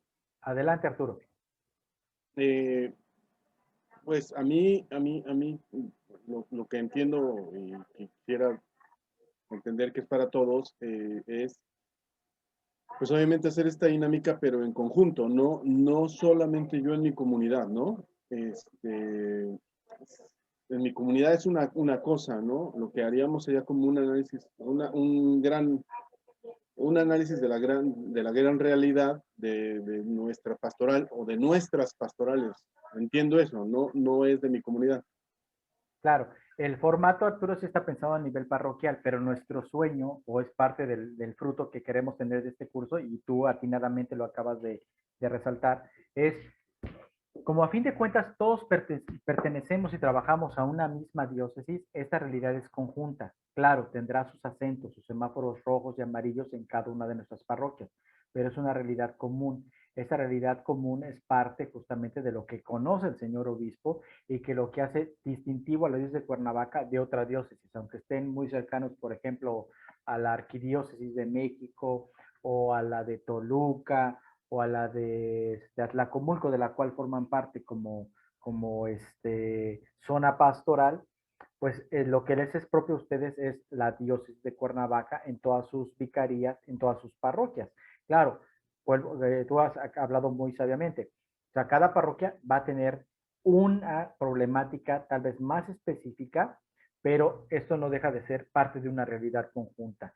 Nuestro esfuerzo para la próxima sesión es poder hacer como gran collage, esta gran fotografía de nuestra diócesis con estas problemáticas para que podamos detectar cuáles son los problemas centrales o el problema central, los problemas efectos y sobre todo los problemas causa, que esa va a ser la parte más práctica de este curso que vamos a estar tomando de análisis de la realidad.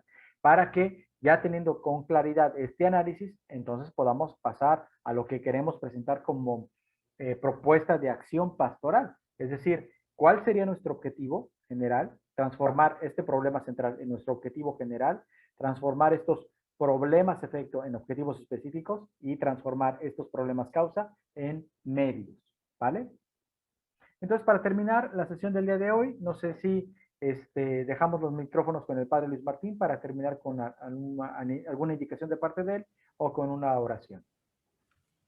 Bien, quisiera, pues ya concluimos con una oración. Y no sé si esté algún diácono con nosotros para que nos dé la bendición, por favor. Me parece que no, ¿verdad? Sí, padre, soy Enrique. Ah, don Enrique. ¿Podría, por favor, hacer una breve oración y darnos su bendición, por favor? Sí, padre. Pidamos al Señor en este día por todo eso que Él nos da, toda su misericordia que nos da a cada uno de nosotros. Pidamos por cada una de nuestras familias. También quiero pedir muy especialmente por mis hermanos diáconos, por los candidatos y por nuestro director, el Padre Luis Martín, por nuestro hermano Eufemio, que nos da su tiempo para poder darnos algo más de conocimiento.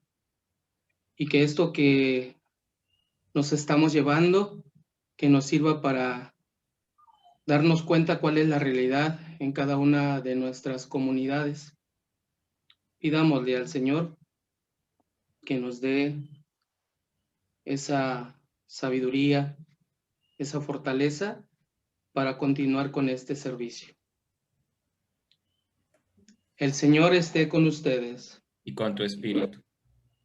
La bendición de Dios Todopoderoso, Padre, Hijo y Espíritu Santo, descienda sobre cada uno de nosotros.